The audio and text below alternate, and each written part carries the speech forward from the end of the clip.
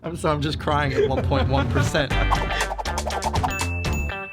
Hello, everybody, and welcome back to a depressed A-level student who's been screwed by his class's government. I'm Edinger. And I'm Corey. And we both owe money to the government for attending university. Who has it worse, the US? Or the UK. That's what this video is all about. How do we do that? I'm so So first question is, how much do you owe?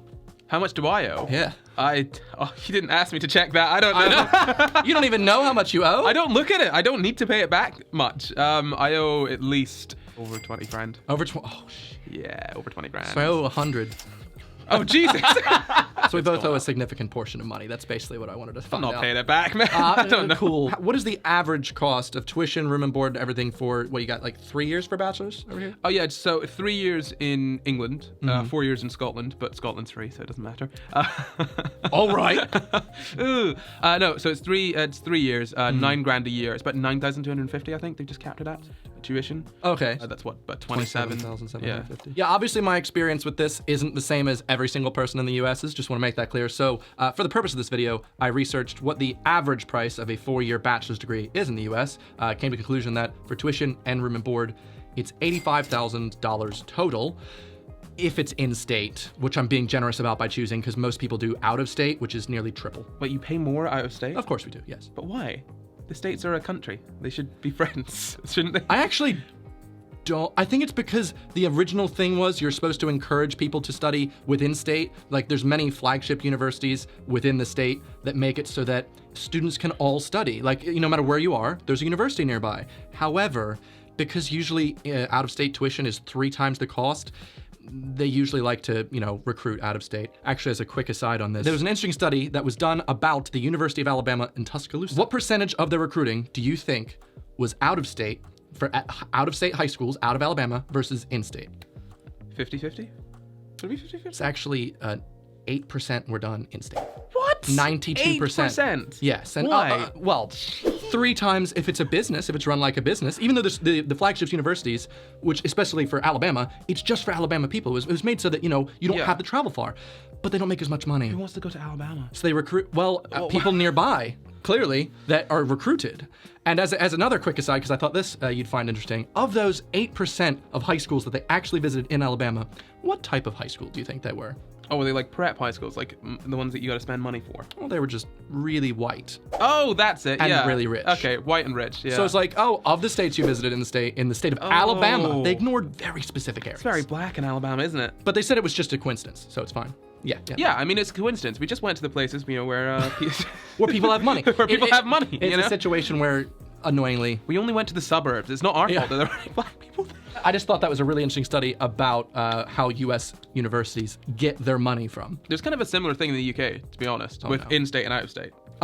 With international students? Okay, so yeah, you're only so within the EU, obviously not soon because we're about to leave the EU. But up until soon, you've got to charge the same maximum for EU students as you charge for your home students, and home students only applies to the country.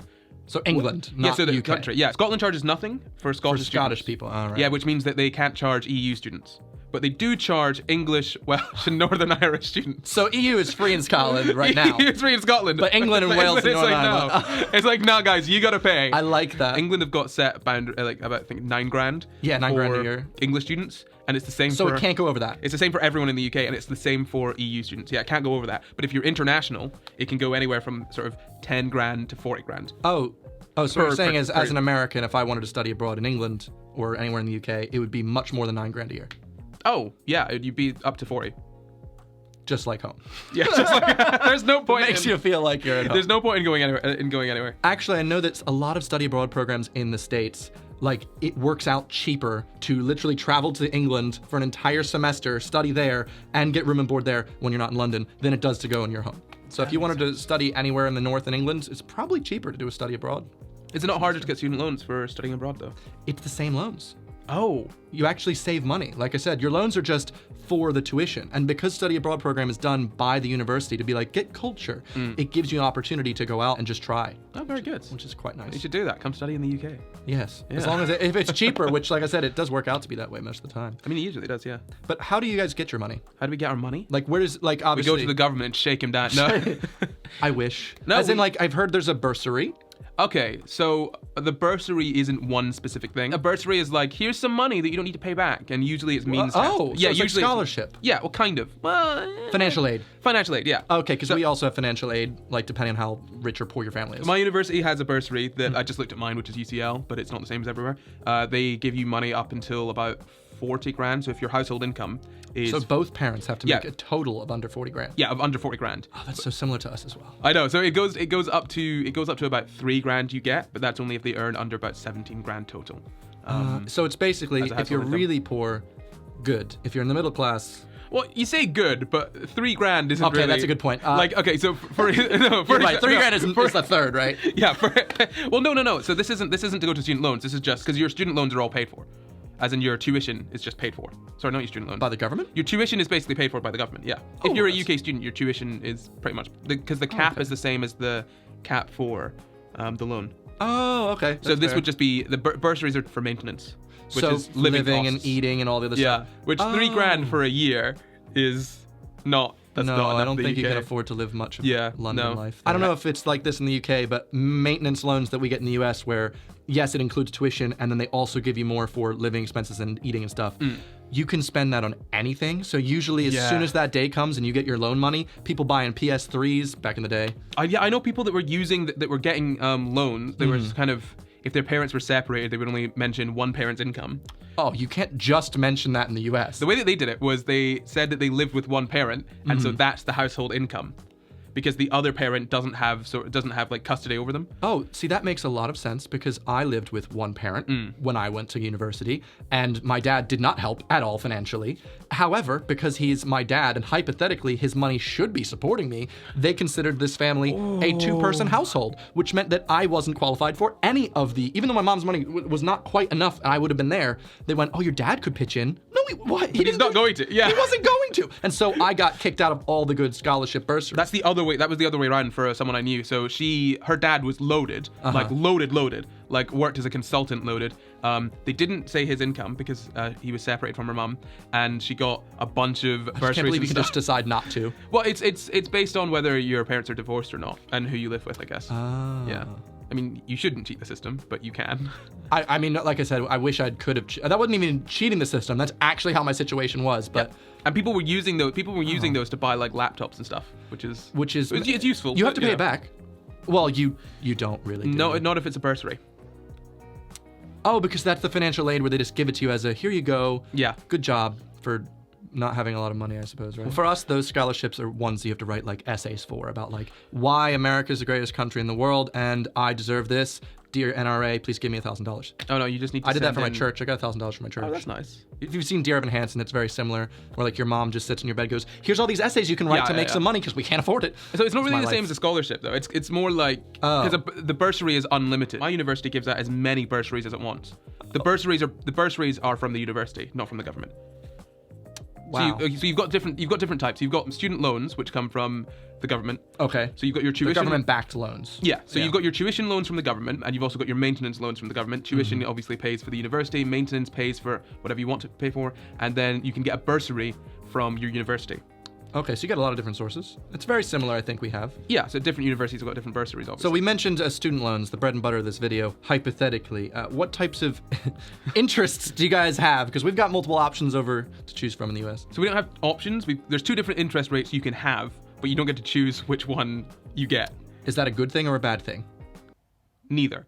Okay, so basically the way Okay. that it works is that there's 2 plans in the UK. You've got Plan 1, which is what I'm on, and Plan 2. You're on Plan 1 if you're an English or Welsh student who started an undergraduate course anywhere in the UK before the 1st of September 2012, or a Scottish or Northern Irish student who started an undergraduate or postgraduate course anywhere in the UK on or after the 1st of September 1998. And do you know why it's the 1st of September 19? I don't know why it is. I don't know, man. They just decided it. That was when a I law was passed. 1 year old, man. I wasn't even a year old at that point. I don't know. You're on Plan 2 if you're an English or Welsh student who started an undergraduate course anywhere in the UK on or after the 1st of September 2012. So basically, if you started your course after 2012 and you're from England or Wales, then you're on Plan 2.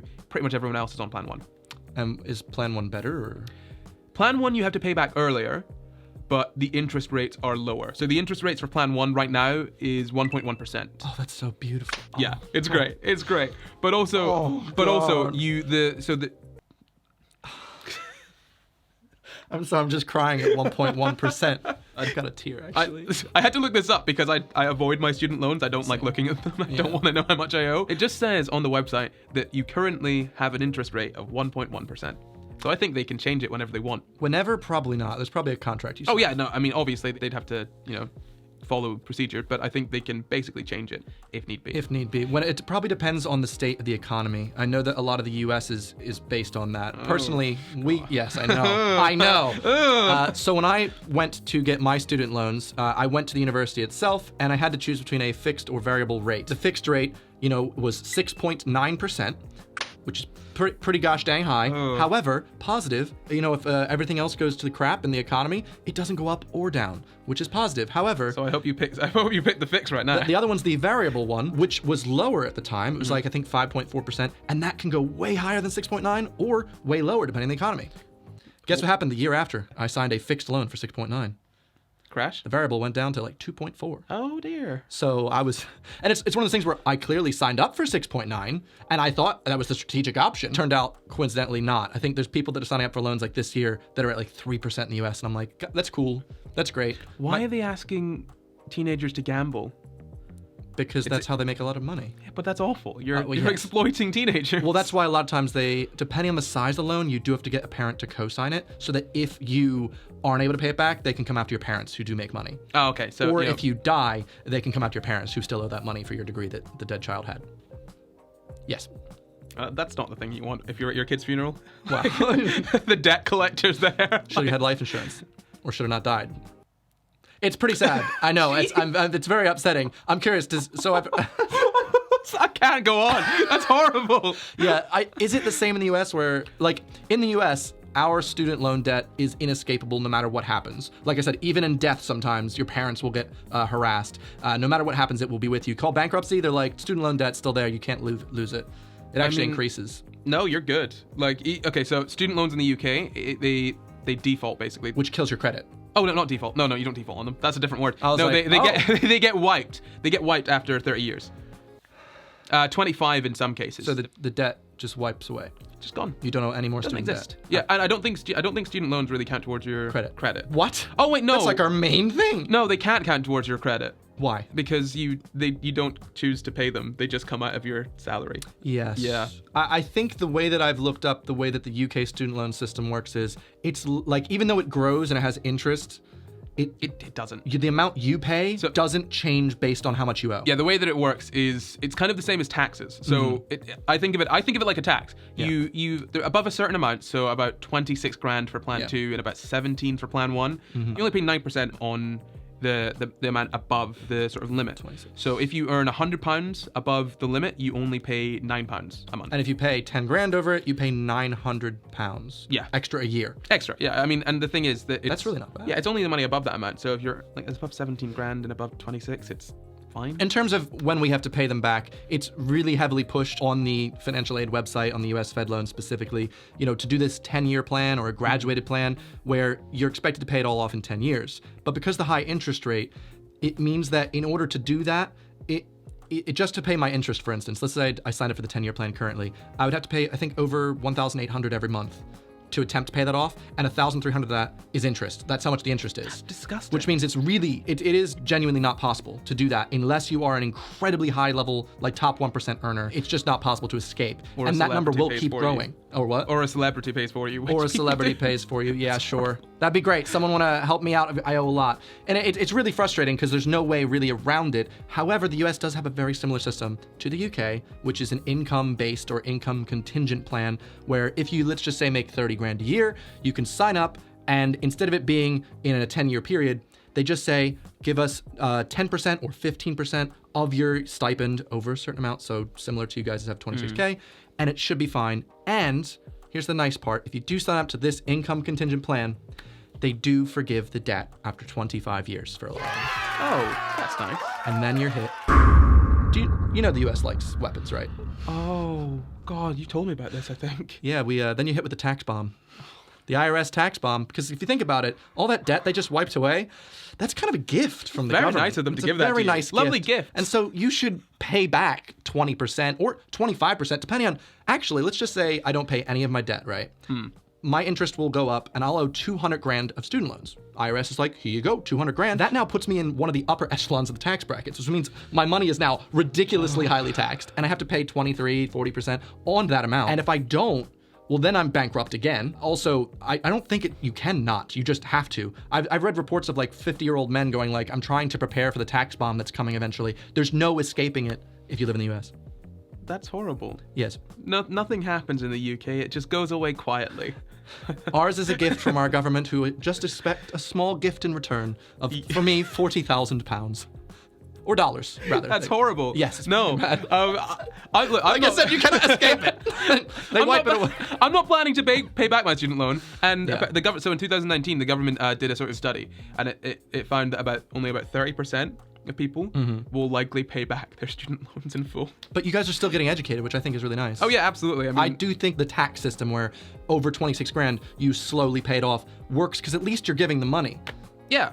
I mean, you're only giving what you can. Yes. And you don't need to worry about owing it all. And the delicious amount of interest you guys have. I'm not worried about for a while. Coming right out of uni, I was only paying about £6 a month.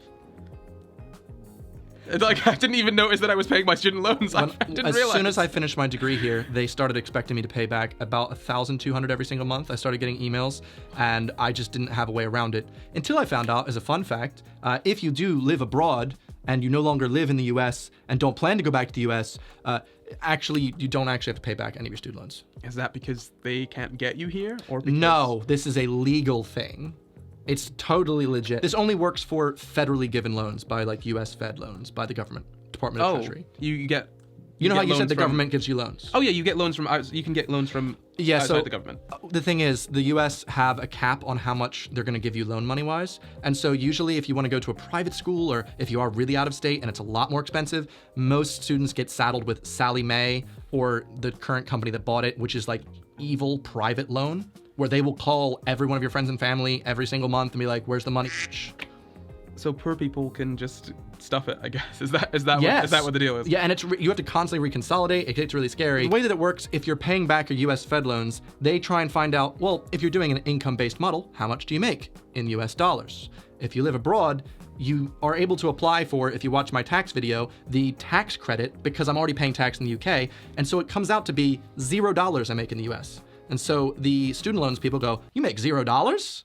What's 6% of $0? Oh, just zero. We'll get you next year. And that just keeps going until the interest runs up, and then it's forgiven with a tax bomb. Jesus.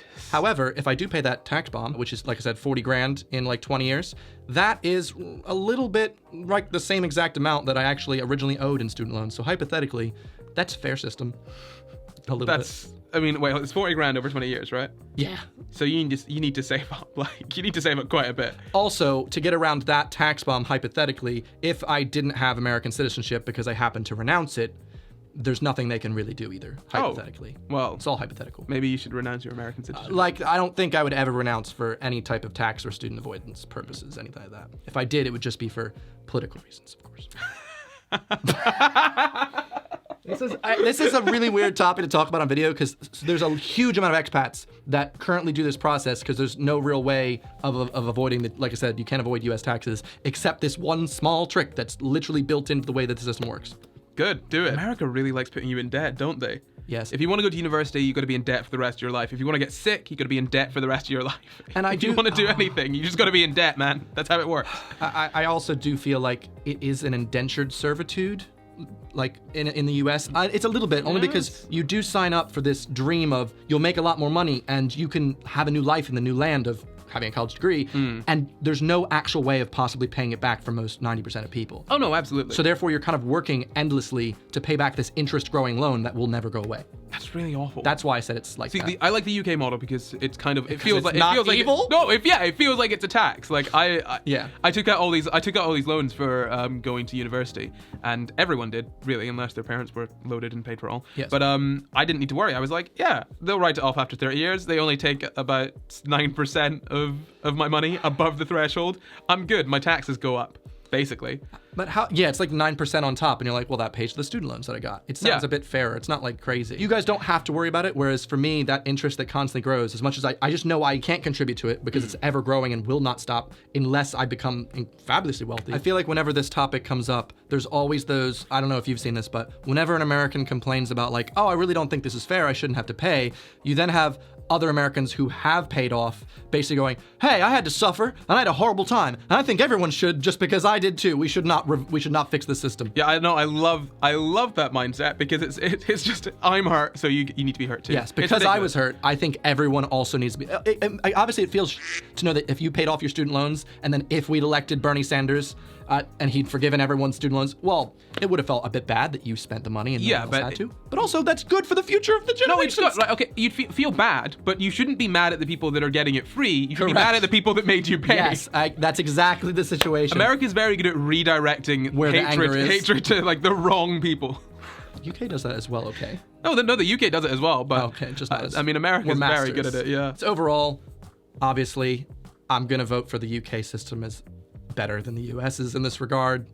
Obviously, yeah, absolutely. I think the US schools are great. The US universities and colleges, I liked the degree that I got. I liked that I got to do a lot of different things. But in terms of the financial aid and the way the student loans work, is debilitating and horrifying. Yeah, I think for America and the UK, you can either go really broad for America and really sort of direct for the UK, but obviously it's much better to not have to pay back all those loans. Yeah. I don't care what the American system is like. I don't want to have to pay that much. Yeah, that's fair. It's like I feel like the UK system is an in-between between like a lot of countries in Europe that have it for free. Yeah. And then the US, which is the opposite. Well, you say the UK system, it's I'm sorry, English, everyone except Scottish, it's right? It's the English system, more or less. Yeah.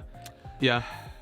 Well, tell us what you think below. Do you owe student loans? Let's talk about it and cry together. Thank you very much for watching. Check out Corey's Sci Guys. We got a link in the description. Good podcast. Or click another video. I will see you guys on the next one. Goodbye. Goodbye.